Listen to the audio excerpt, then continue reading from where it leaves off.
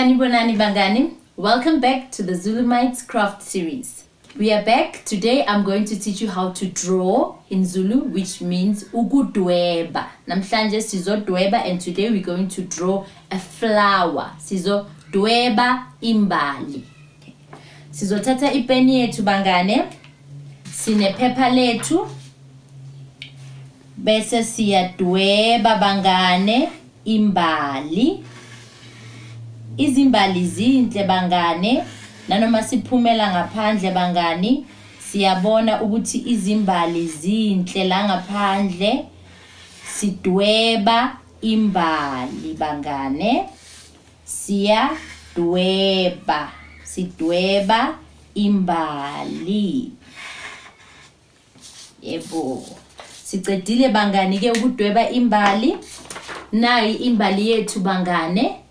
And namhlanje sinifundisile ukudweba imbali. Now you can draw a flower. Dweba imbali.